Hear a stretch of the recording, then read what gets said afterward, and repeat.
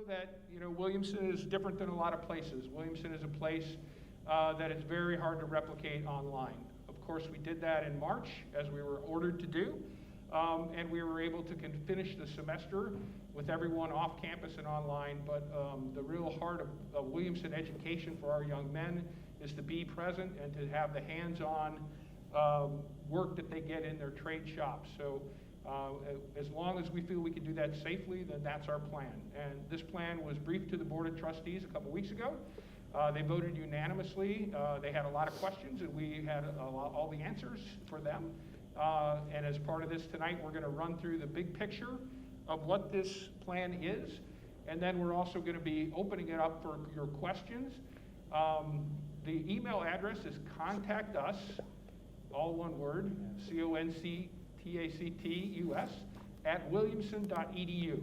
So if you have a question at any point, we have Bradley Richardson here in the chapel with us, and he will, at the end of the presentation, be able to ask your question.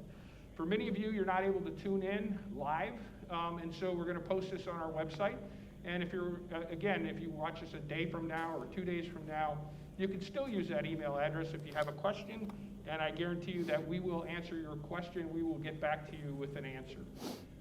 So at this point, I'm just going to introduce Dr. Zachary. If you've got anything, Todd, you want to add before we get started? No, I just think that, one of the things as President Rounds goes through the various slides, just realize that there's a lot of details that are covered kind of supporting this plan. So, I mean, we can spend, days literally going through all the details at the, really down at the departmental and the shop area. But that's not to say that if you have a question, we will go dive into that level. But if we're not able to get all the questions this evening, we will get those other questions, the answers back to you through email. So we'll make sure we keep answering whatever questions that folks may have. Okay, so if we could go to the next slide.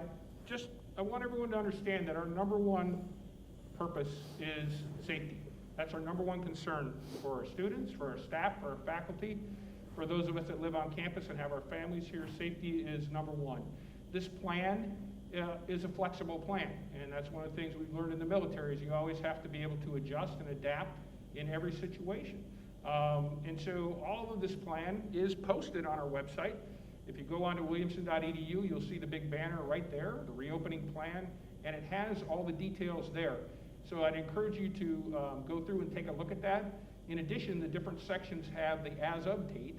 So as things do change, and probably will change, then we will update that as we need to. And it also has a lot of great links to the CDC and other areas to get the latest and greatest information. So I'd encourage you to take a look at that website and take a look at the plan there. Let's go to the next slide. And basically what we'll do is I'll run through each of the bullets, and then I'll ask Todd if there's anything that we need to reinforce or that I forgot. And then at that point, we'll go through the slides, and then we'll be ready to open for questions. So the first step, campus-wide public health measures. First of all, mandatory mask use across campus all the time. So all of our staff, faculty, and students will be provided 3 of these masks. They're nice little cloth masks with the Williamson logo. We will have enough of those so that they can launder them and keep them clean. But that is going to be the standard everywhere. And all of us that are on campus now are training ourselves to make sure that we don't walk out of our office or we don't go anywhere without our mask on. So that will be all the time in the classroom, in the shop, wherever the students and faculty and staff are at, they'll be wearing a mask. We have hand sanitizer stations all across the campus. Social distancing measures, basically in all of our facilities, and that's one of the things we're blessed with at Williamson is we've always been small classrooms. So the average classroom size this fall, we've had to break some things up, is probably about 14. So we will distance where we can in the classrooms to keep the distance. We will be in mask. We had to adjust a couple things in our schedule that include the chapel. We always start every day in chapel with all the students. We will not be able to do that and keep proper distance. So we have adjusted the chapel so that each of the classes will have a day when they come in and they can spread out through the whole chapel, and the rest of the students will be taking part in chapel virtually from their first class.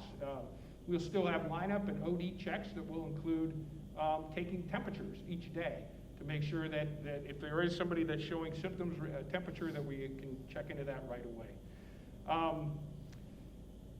There won't be much departures of students off of campus. It'll be very, very limited. In the past, Williamson has always had the junior and freshman class have been pretty much on campus from Sunday night to Friday, and the seniors had earned the privilege that they could leave campus at dinner time, still having to be back to the dorm by 10 or 10:30, whatever time that was. But for safety reasons, that will not be the case this year. So all of the students, when they come on Sunday, we will screen them in, we'll take their temperature, blood oxygenator level, ask them questions, and then they will be on campus unless they have special permission to leave for some reason. They will be on campus all the way till Friday afternoon at lineup. We will be doing enhanced cleaning across the campus, including we are hiring companies to do that. So in the past, the students have cleaned their dorms. They will be responsible for cleaning their room, but we will have every day a cleaning service go through all the dorms, all the touch surfaces, the bathrooms, the showers. Every night in Strine in the classrooms, they'll be wiped down. And between classes, we'll have the students, we'll leave enough time between classes for the students to wipe down their desks and their areas in between the time that they come in and they leave that classroom. HVAC filters. So one of the things that we've talked about is the MERV 13, I guess is a proper MRV. But the bottom line is it's a filter that we can add to the HVAC system that will filter out the virus, airborne virus. So in all of our areas that are air conditioned, we will be putting those filters into our system and changing them. They recommend at least once a month. We'll probably do it every 2 weeks. So that will be another measure we're putting in place. The dining facility, we used to all kind of dine at the same time.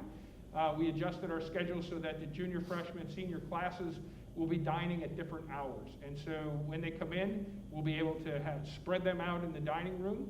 And also, we will be using plastic silverware and paper plates and those kind of things as well that can be thrown away.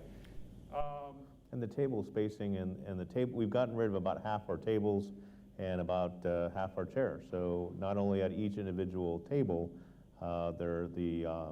those that are sitting there are 6 feet apart, but also the tables are spread apart too. So it really, adds to that social distancing.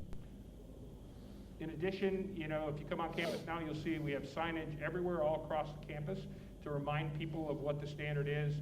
And again, campus visitors will be very strictly prohibited. One of the things we usually do a lot is we have a lot of visitors that want to come and take a tour with the students and walk through the shops, and we will be doing very, very few of those until the situation improves. Okay, anything else? No, I think we covered the basics there. Okay, let's go on to the next slide. Okay, testing. This is important. Every staff, faculty member, and student, before they return to campus this fall, will get a COVID-19 test. We have a partnership with CVS. It's nationwide, so no matter where the student is at, or whoever, they can go to their local CVS. They were given windows of time so that they can get the test and the results can be populated back to our database. So if we're coming back, everyone needs a negative test to come to campus for the first time. From that point on, anytime somebody leaves campus, comes back to campus, there will be a screening. I mentioned originally with the students coming back on Sunday night, but also with any visitors to campus, our guards will be using the temperature gauge to check their temperature. And so when that happens, at any time we return to campus, we'll do the screen. I'm a member of the YMCA. Every time I go over there to work out, I have the same thing. I have to answer the questions. They take my temperature and they scan my card and they're coming, and that's how I have to come to go there. So Sunday night's going to, for the parents that are returning and for the students that are returning every Sunday night, it's going to look a little different coming back to campus. You'll come into campus, and as you come around Rowan Hall, that's where you'll see the tents set up. And the students will be returning in windows Sunday night, and we'll be doing all those health screening checks before they round the corner heading to the dorm. So it's a little different coming in, but again, all the students will be briefed this when they first arrive. And for the students as well, every morning, we have lineup here, we have inspection to make sure they're looking good. And as part of that, we will have the OD and the people helping with that will take their temperatures every morning as part of our morning lineup as well.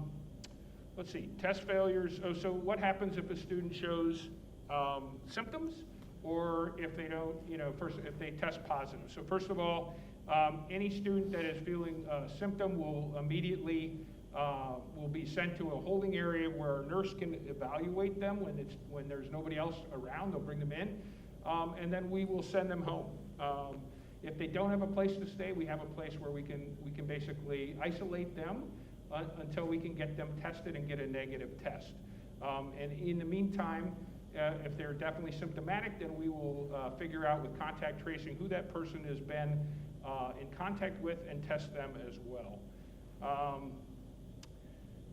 So one of the things we do have is, we have the CVS contract, but we also have another probably faster way, and we have these tests on hand where you can use your saliva, put it in the test. We have them right there. You put it in the overnight mail, and hopefully we get results back in just a couple days. But that's the basic protocol, is we will segregate them, send them home if they have a place to go. And if they do come back with a positive test, then they will not be allowed to come back on campus until they have a negative test. And we will help the students with that. We will be in communication with them while they're going through all that and work through.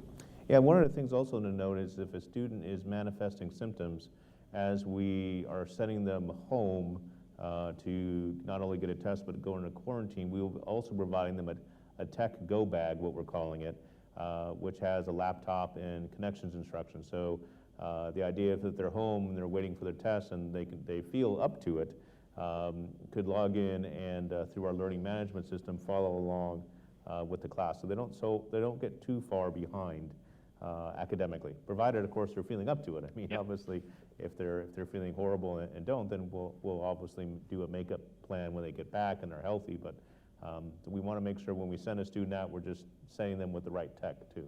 Yeah, and as you all know, for the upperclassmen parents and excuse me, others that were involved with the school last year, we had very little notice. Things got really bad in a hurry in March, and we were able to send the students home.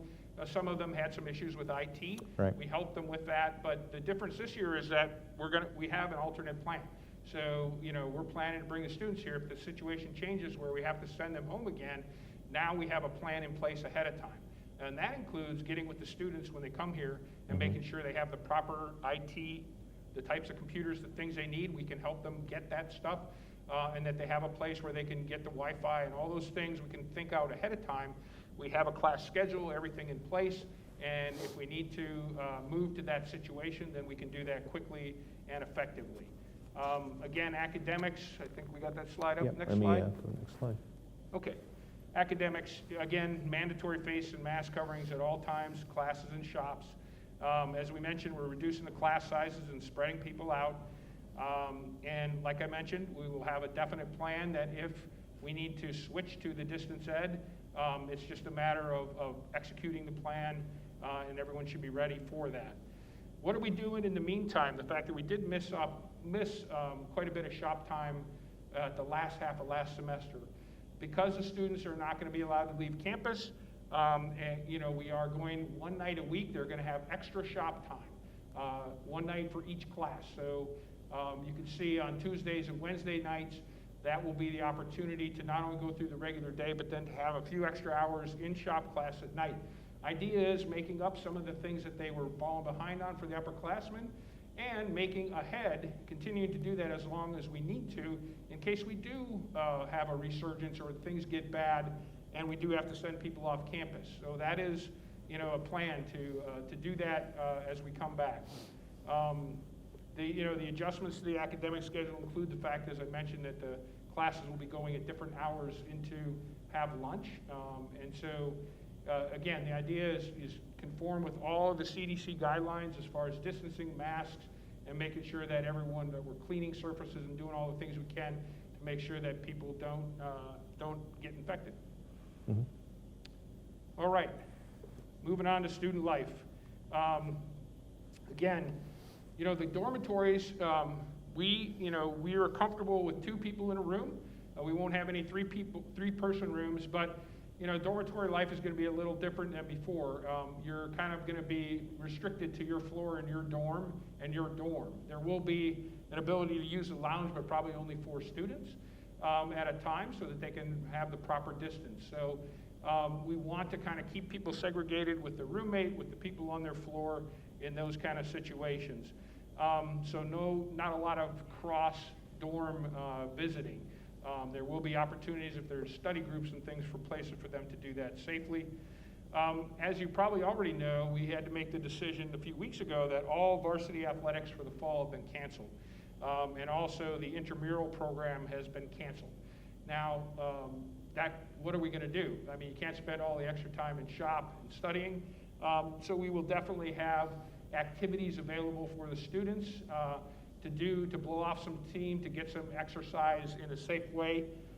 There will be an ability to sign up to use the weight room. Obviously, there's much smaller numbers, so they can sign up for times, and we'll have people there monitoring, cleaning, and making sure that they're following the rules in the weight room, which include working out with your mask on and doing those kind of things. So the facilities will be available to the guys, but it'll be a lot more restrictive and a lot more controlled than it has been in the past. And then the last piece of all this is our what we call our All in This Together partnership agreement, which is basically a pledge. And that's something we discovered this summer. Mm-hmm. I think Ohio State started out with using this with their athletes. And we looked at it and said, this is a really great idea. What it is, it's not a legally binding document or anything like that, but it's basically a pledge that everybody will sign, every member of the staff and faculty and every member of the students, that acknowledges what the school's doing, but more importantly, what are my responsibilities as somebody that's going to be here at Williamson, to wear the mask, to clean, to do all these things that we're asked to do. We've always had a lot of rules at Williamson, and our guys have always been understanding that when you don't follow the rules, there's a consequence. But these are rules that are very different. This is very much, could be, it's a safety issue. So we won't have tolerance. If somebody can't find a way to wear the mask, of course, we're going to all be responsible for each other. So if somebody puts their mask down and forgets to put it back up, well, somebody better remind them. But if there's a continual problem with somebody, they will not be allowed to be on campus. They will be dismissed if they're a student.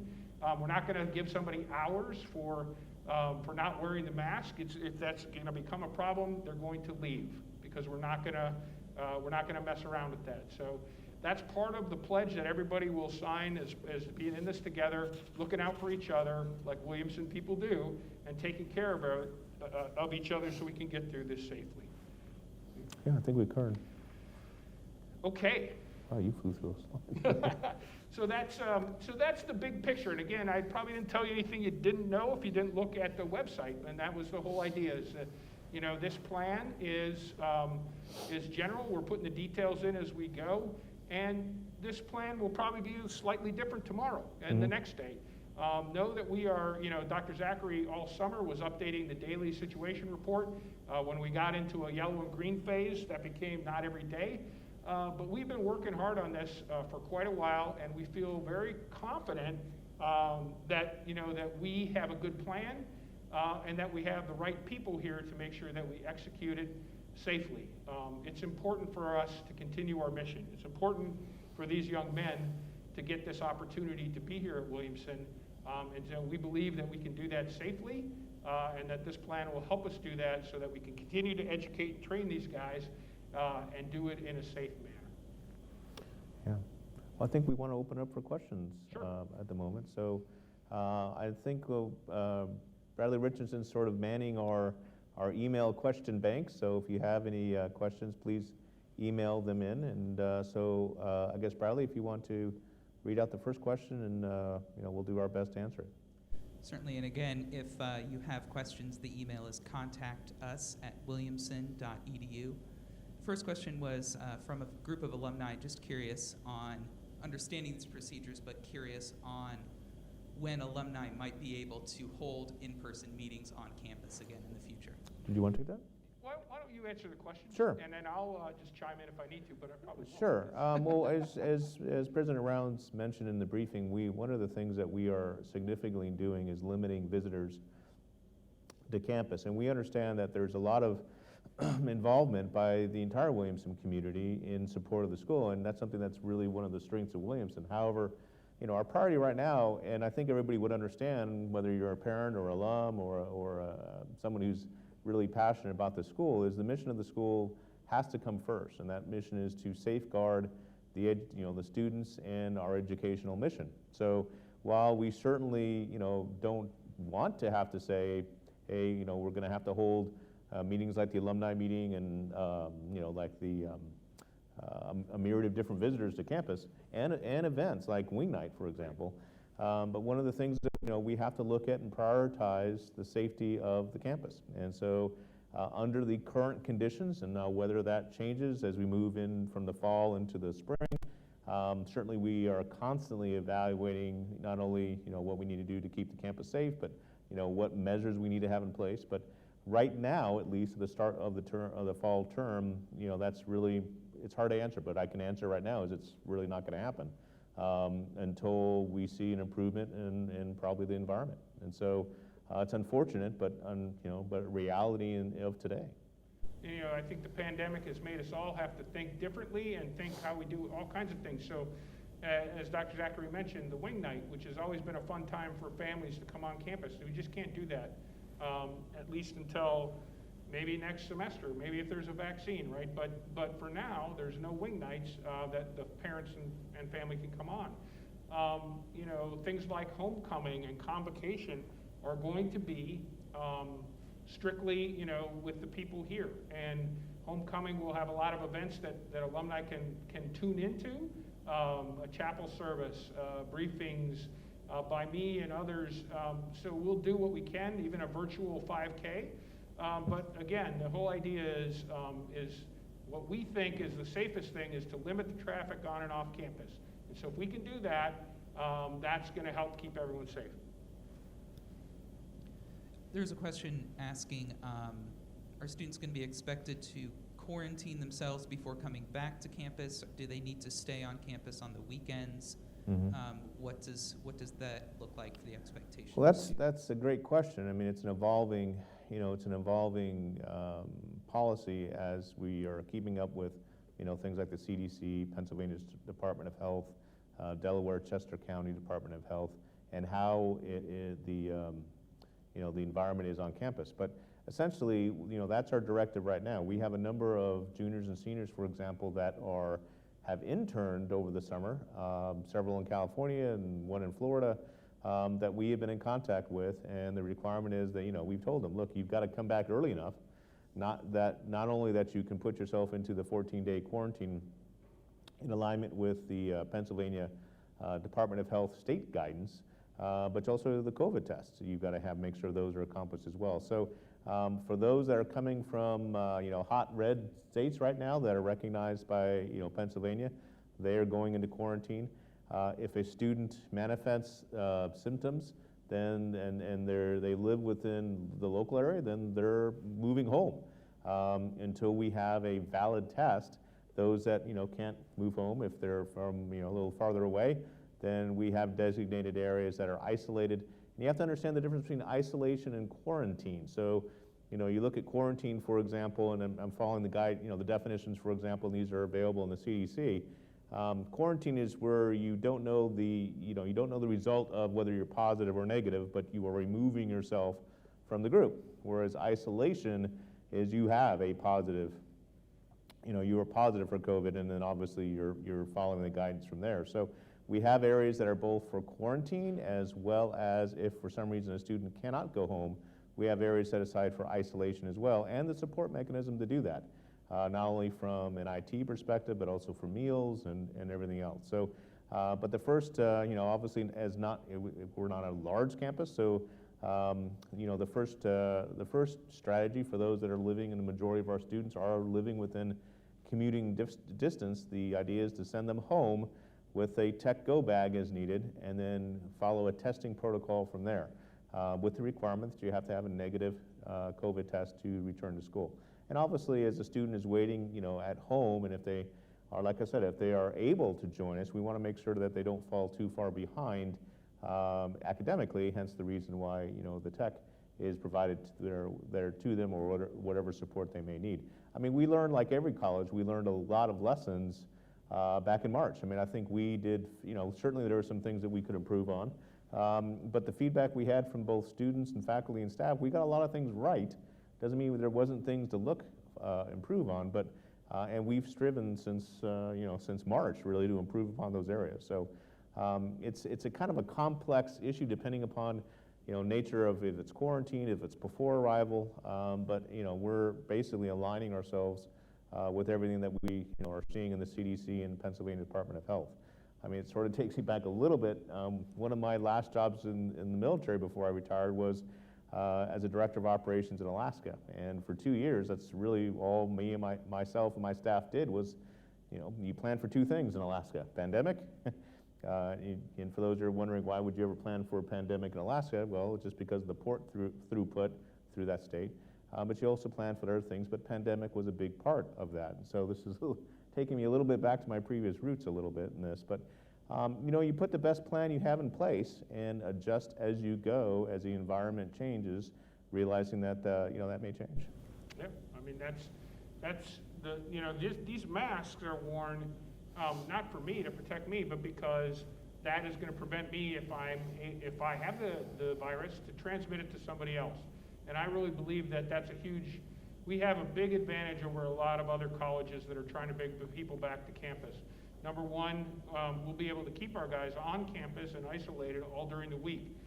Number two, there's no such thing as big parties and dorm keggers things going on. That's not going to happen. It never happens at Williamson. And the other part of it is that our students are more mature than most students, that they can understand what they need to do, and that they're doing it to protect the others on campus, and that they're going to take it seriously, and we're going to hold each other accountable. Williamson is great about that, holding the people accountable. We're going to hold ourselves and everyone else accountable to live up to that pledge and do what we need to do.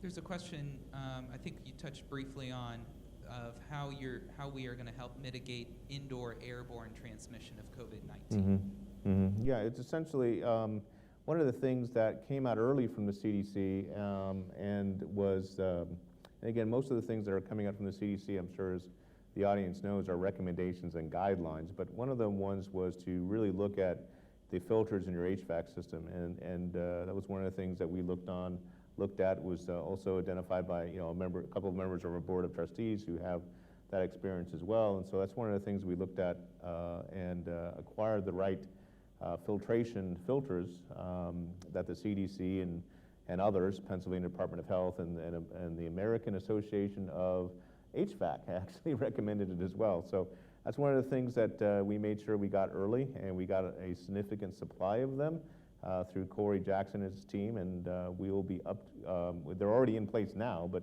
we'll be replacing them earlier than even the recommended CDC guidelines. So that's pretty much have gone across campus already. I mean, they were very early on put into place.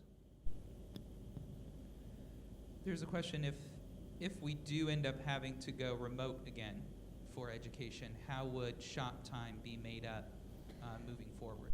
Yeah, I guess the big part of that is largely determined upon when you have to go to in-person. As President Rounds mentioned, if we go to in-person, let's say, a lot of colleges, for example, have, may not return after Thanksgiving break. And so if that's the point where we say, no, it's time to go to distance education and suspend in-person education, then we've built up enough shop time over the course of the evening events to really capture that fall term, even if we have to cut early. But that, if we have to for some reason, whether it's directed from the governor's office or whether it's an evaluation that President Rounds makes in looking at all the data and looking at all the guidance, and we decide based what the condition is of the campus, we go to distance education, then we're looking at a multitude of different alternatives. I mean, we just met, we continue to meet, but we may move depending upon when or how early we go to distance education. We may move some of the courses that are more suited to distance education forward from the spring term, and then backload in additional shop time in the spring term if conditions warrant. So it's a very flexible sort of strategy that we have, but it's very dependent upon when you go to distance education. And we'll have to be as creative as we can. I mean, unfortunately, I wish if we had a magic ball here and could say, this is whether or not we're able to sustain in person or not, that'd be great. But so we have a multitude of different alternatives that we are looking at, and we'll pick the best one that keeps not only keeps us safe, but we'll do our best to maintain our educational mission as well. Yeah, and as I mentioned before, we're starting the year off by including our normal schedule, including several hours of shop time at night for the shop time that was missed last year by our rising juniors and seniors this year, and planning to make ahead that time too, so that that when we go to online, obviously that's the piece you miss, is the hands-on shop skills. So we'll push that stuff forward, and then we'll make more time for shop hands-on time when they get back. So. Yeah, the interesting part about this as well is one of the things that, and we saw this very early on in March, is the higher ed community is sharing more than probably have ever shared before. And so we're not the only school that have a significant hands-on, nursing's in the same position. There are other trade schools. And one of the things that we've sort of all collectively, as different colleges and universities across the country have, sort of collectively followed each other's best strategies. So, we are constantly in contact with other colleges, universities, associations, a variety of different groups to, look at what other people are doing and share ourselves. This is how we're doing, our strategy. So it's sort of an evolving thing, but there are multiple different strategies based on when we have to go to distance education. This was touched on right at the beginning of the presentation, but what are some of the steps that we're taking to help monitor for COVID-19 once students are back? Well, that's largely, a lot of that is a myriad of different things. I mean, you have the baseline testing, as President Rounds mentioned before, with CVS. And that's a continual partnership with CVS that we have throughout the academic year. So if for example, we are fully expecting probably to test the students on the return back from the holiday break as well.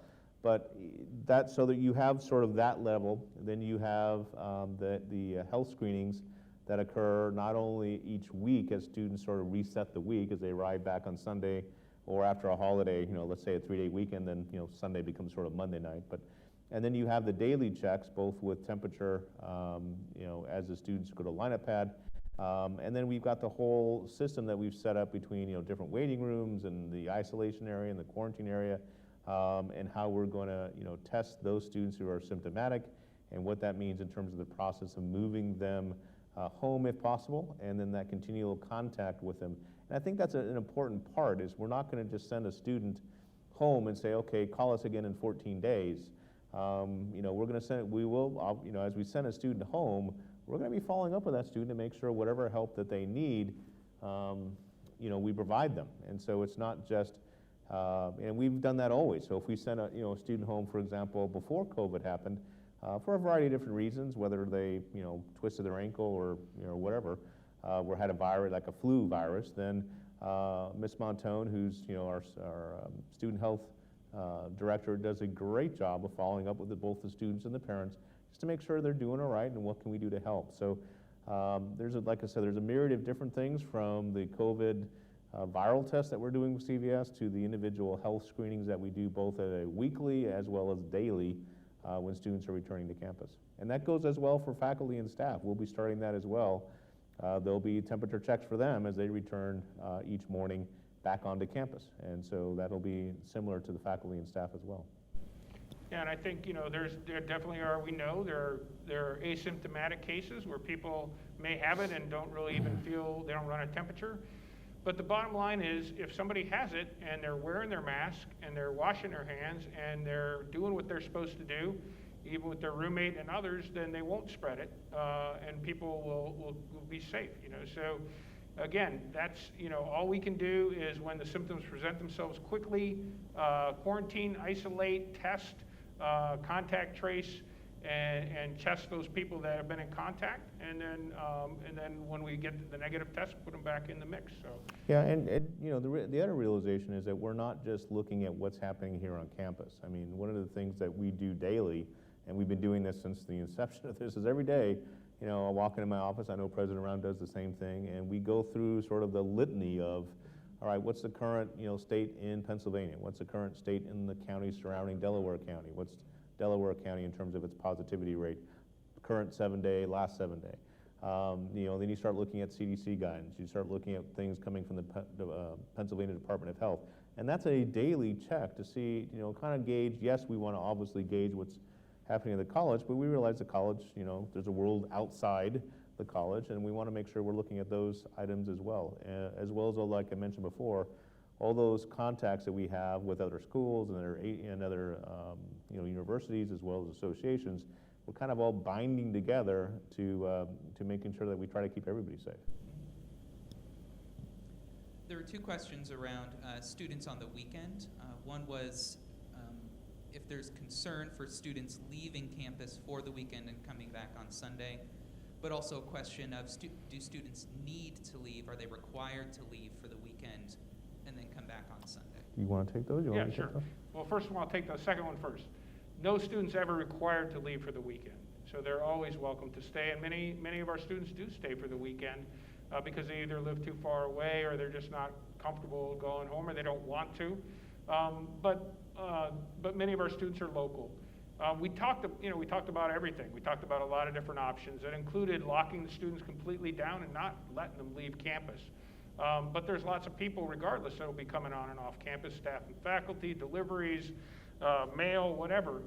The bottom line is most of our students do need the opportunity to work a job on the weekend and to do those kind of things. And to start off with, our policy is going to be that they're allowed to leave on the weekend, and that we'll screen them back in on Sunday night, and that will be how we'll start the year. But again, it's going to, all of this is flexible and fluid based on the surrounding the situation. So if Delaware County gets in a really bad state, we may have to change that. We may have to say, okay, you're going to have to stay on campus for the weekend, or at some point, if it's bad enough and we have some issues with people having to be out and not being available, then maybe we do move to distance ed. So again, flexible and able to adapt to the changing situation is key. But to start off with, we're not going to restrict the students to have to stay on campus, but they certainly are welcome to. Just to stay on that same topic briefly, a question of, is there going to be staggered times coming back on Sunday, simply with so many students coming back? Right, and there, like, for example, if you look into our plan, I think that's on the web. I don't know if that was specifically on there. Right, but if not, there is staggered time. So, for example, and the freshmen and the juniors and seniors will be getting this information when they return. But the staggered time essentially on Sundays, yes, there is. So, for example, freshmen will be between the hours of 6 p.m. and 7, juniors 7 to 8, and then seniors, I believe it's 8 to 9. And so, we don't want everybody collapsing on campus at the same time. But at the same time, we want to make sure that, if you're a freshman, then we would like you to arrive back between 6 and 7. Now, that doesn't mean if you get hit, get hit by traffic and it's, 7:10 that you can't come on campus. Certainly we'll, flow you in the same line with the juniors. But we are going to be asking those students to try to adhere their best they can to those time frames. And the same is with the students returning. I mean, if you look at, how we're bringing back the students, the freshmen are coming in a little bit early. Their orientation period is a little longer than the juniors and seniors, so they'll be arriving back on the 26th of August. And then the juniors and seniors will be arriving back largely on the 1st of September, but we're bringing in juniors earlier than seniors. And so on that day, again, for that sort of staggered arrival, and that's how we'll set up every Sunday as well.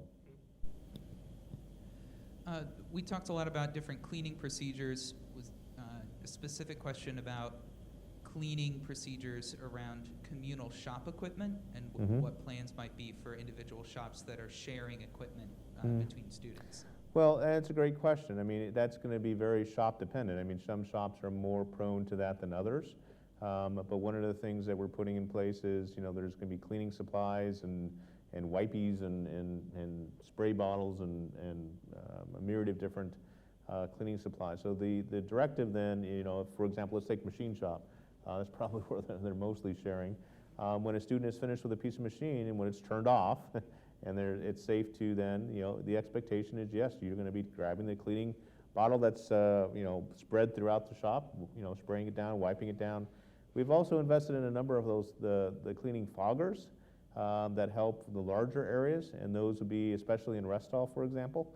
And those will be used by our cleaning staff pretty regularly, and we have a number of those. So it's a combination of wiping things down, making sure that you're also wearing masks. I mean, just the wearing of masks would help significantly cut that down, just because you're stopping the spread of the virus that way. But there's also a number of hand sanitizers. So we're kind of hitting this in different strategies, all sort of weaving together. Between wiping things down and disinfecting and outside cleaning staff coming in and hand sanitizers and the foggers, it's all kind of folding together in a sort of a comprehensive sort of cleaning strategy. Yeah, I guess the bottom line is during the course of the day, whether you're a teacher in a classroom or a shop instructor in a shop, when those things move around, there's going to be protocols in place to clean before class, after class, almost like when you're down on a piece of equipment at the gym. You wipe it down before you use it, you wipe it down when you're done. So that will be under the direct control of our teachers and our shop folks. But then in addition to that, we have the professional cleaning crews coming in every day and a full-time person in rest hall that will be doing the big cleanings, including the bathrooms in the dorms will be fully cleaned once a day. I know before, right before we let the students go, there was a couple people, concerned parents saying, hey, I understand you're doing more cleaning in the dorms, but these guys, maybe they're teenage young men, they might not be the most diligent on cleaning, and we recognize that, so that's part of it. We're holding them accountable to clean their room, but we will have professionals that we can, that will do it right. Every single day in those dorms, in the classrooms, in the shops, when the students aren't around. It's not a crew that comes in, once in a while. It's a crew that resides on campus, throughout the day, and that's how we're augmenting our cleaning staff. It looks like we have a few recruiters of Williamson students tuning in tonight, and we're curious what plans might be in place already for the career fair. Our career fairs. Yeah. Yes. That's you and me both. So right now, I think we have released that we have moved the November. We typically have a career fair in November and then one in February. So November is just too many unknowns to really hold that safely at this point.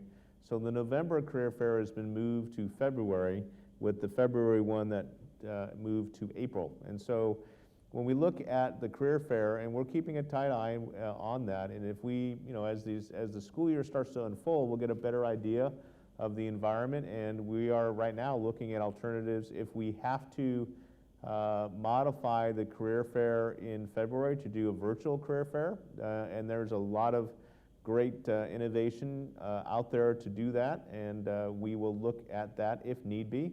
Obviously we'd rather have in person if we can, but we want to make sure obviously we're doing that safely. So our goal is to evaluate in the first several months, look at different options.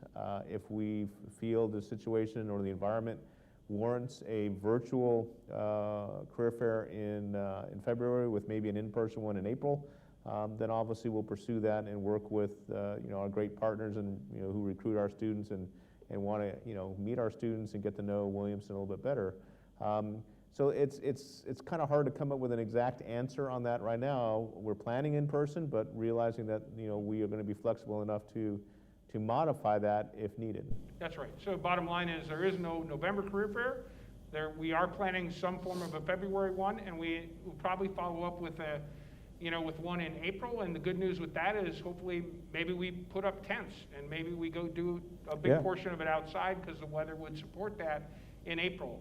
But we understand that the employers are wanting to hire our guys and want the opportunity to do that, and we will make that work, and we will commit to some form of career fair for sure for this academic year. Right, but the fall is just too volatile right now to try to plan that big of an event right now. And so that's why we moved it to February. There was one question just asking the decision on face masks. There are some other organizations that are going with face shields. Was that a specific recommendation that we made the call on? Or, well, there is kind of both, actually.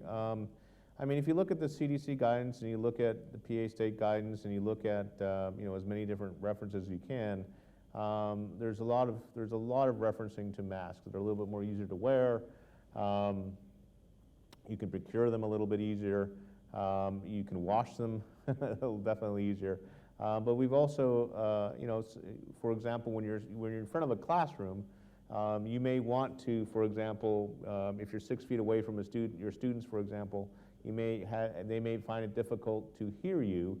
So at that point, as a faculty member, you may want to drop your mask. Well, that's not acceptable without having some protection. So we've also purchased a number of face shields, and those will go out to faculty as well.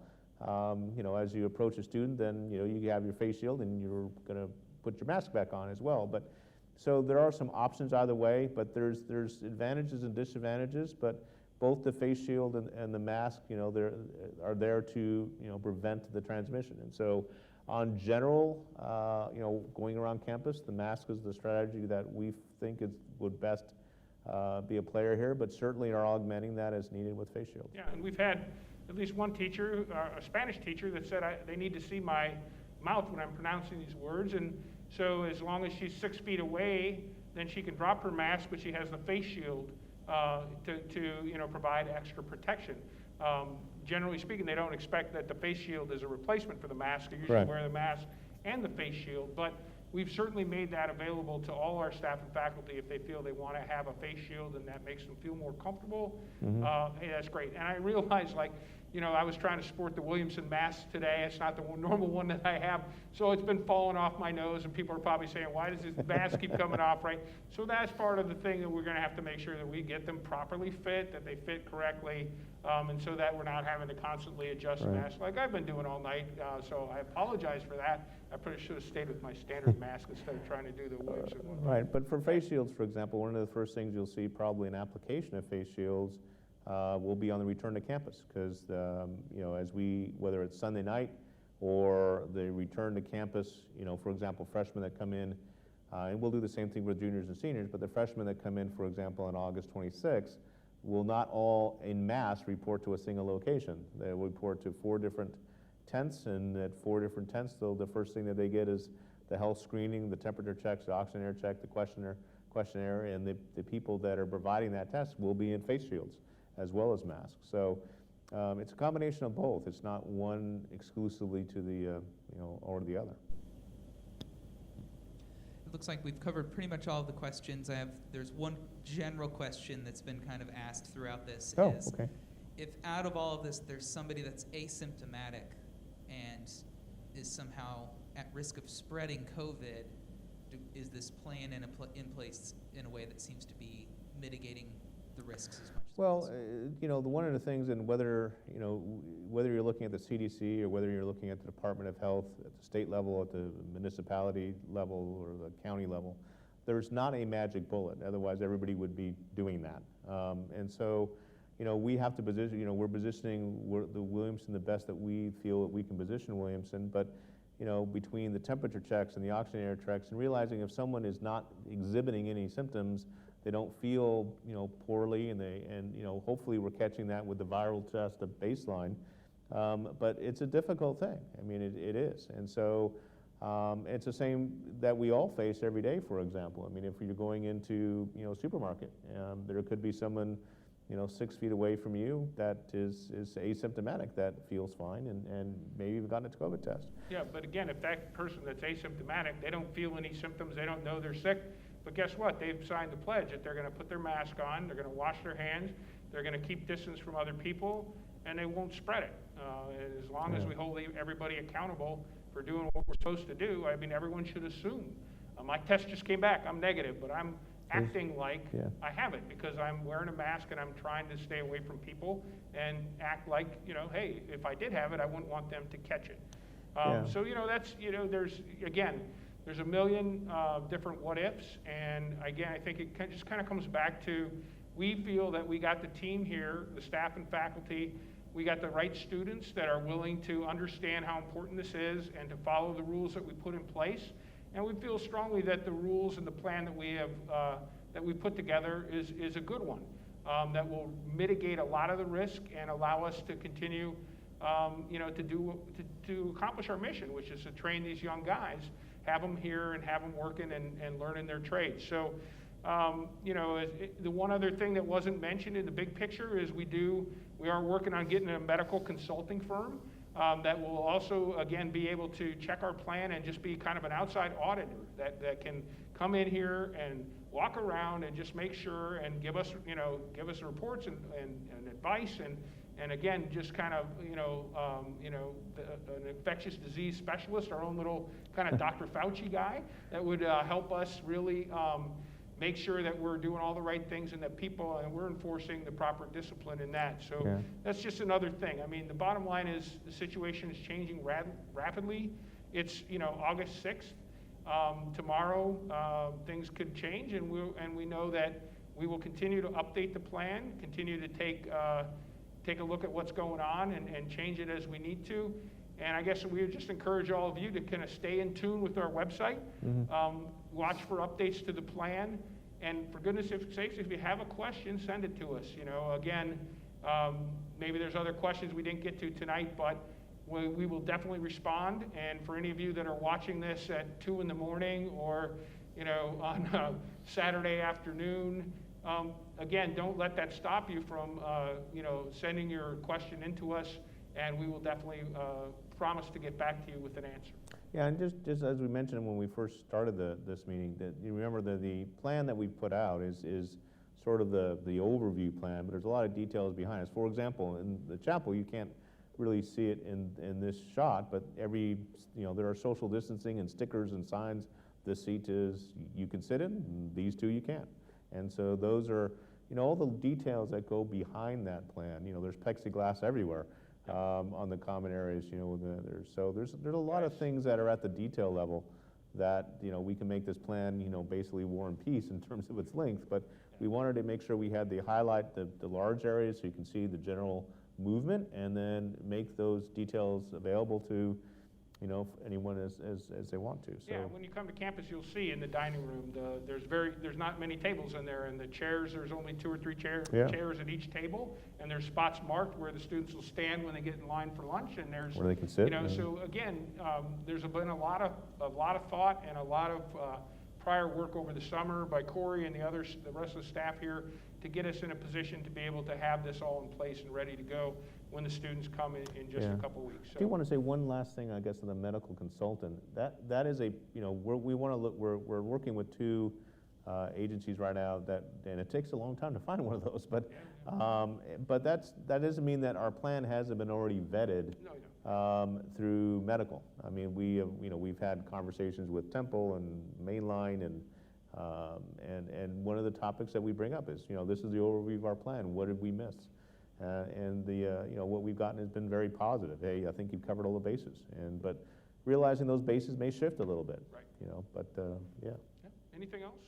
No, I think we covered. But we realize, one of the things that I guess we're all going to ask everybody is to, be understanding and understanding that the situation is ever evolving.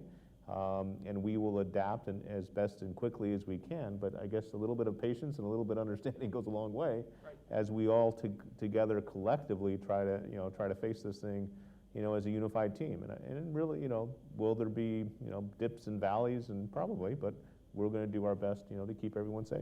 Yeah, I mean, we all know, everybody's saying the same thing. It's uncharted territory, and we've been in uncharted territory since March.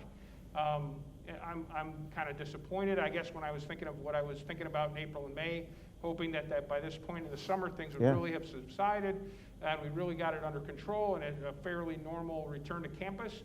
But obviously as the summer went on and we're seeing what's happening around the country, that didn't take place. So we've continued to adjust. I will tell you this, I firmly believe that we have the right group here, including our students, that understand how important this is and are going to behave in the proper way to take care of themselves and the rest of us here. And we will, we have plenty of people keeping eyes out, but that whole Williamson ethos of taking care of each other is really going to be important this year as we do this. And but I wouldn't want to be with any other team as we do this. I'm really excited that I think, I know I personally missed having the students here this spring. I know the teachers, I killed them to not be able to see our guys. And I think we're all really, really excited to get back to being Williamson, but understanding that there's a lot of things we have to do to make sure that we do that in a safe way. And so, again, I'd encourage you to stay in touch with us. Ask the questions that you have. The only dumb question is the one you didn't ask, because a lot of times that does get us thinking of things that that we maybe hadn't thought of. So again, thank you so much for taking the time to listen, and we want to thank you for all that you do for Williamson, however you're involved with Williamson, and we're looking forward to a great school year ahead. Thank you.